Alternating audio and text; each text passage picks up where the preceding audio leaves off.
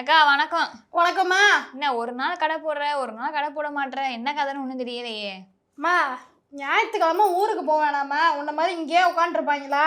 ஊருக்கு அன்னைக்கு போயிட்டு வர வேண்டியது, அதனால தான் லீவ் விட்டாச்சு. அதுவும் எங்கள் தலைவர் 5000 கொடுத்தார்ல, அதை வாங்கி செலவு பண்ண வேணாம். அது உன் காசு தானே, என்னமோ அவர் சொந்த காசை கொடுத்த மாதிரி பேசுற. சொந்த காசை கொடுக்கல, எங்க காசை கொடுத்தாலும் கூட கொடுக்குறாருல. இதுக்கு முன்னாடி எத்தனையோ முதலமைச்சர் இருந்திருக்காங்க. ஒத்த ரூபா யாராவது நவுத்தி இருப்பாங்களா? ஆனா பாரு, எங்க தலைவர் கொடுக்குறாருப்பா. சும்மாவா? சரி சரி, அதெல்லாம் விடு. இந்த தூத்துக்குடியில மேல கரந்தையில இருந்து அயன்ராசாப்பட்டி வரைக்கும் ஒரு ரோடு போட்டிருக்காங்க. அதுவும் எவ்வளவு செலவுல தெரியுமா? 275.42 லட்சத்துக்கு ரோடு போட்டிருக்காங்க. யாரு போட்டது?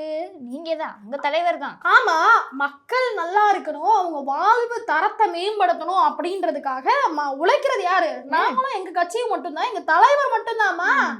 ரோடு போடலனாலும் ஐயே குண்டுங்குழியுமா இருக்கு, ரோடு போட மாட்டேன்றீங்கன்னு குறை சொல்றீங்க. ரோடு போட்டாலும் அதையும் குறை சொன்னா எப்படி? அதாவது ரோடு போட்டு கிட்டத்தட்ட 2 நாள் முடிய போதான். போய் பார்த்திருக்காங்க, தொட்டா கையில வருதான் பேந்துட்டு. அந்த லட்சணத்துல இத்தனை லட்சம் செலவு பண்ணி நீங்க ரோடு போட்டிருக்கீங்க. எம்மா, உங்களை யாரு ரோட நோண்டி எல்லாம் பார்க்க சொன்னா?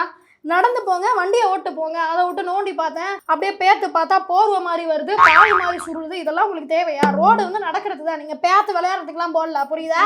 தரமானது உங்க தலைவர் கொடுப்பாருன்னு சொன்னல போதும். நான் 2 செய்தி சொல்லலான்னு வந்தேன், பொன்னி பேசலான்னு வந்தேன்.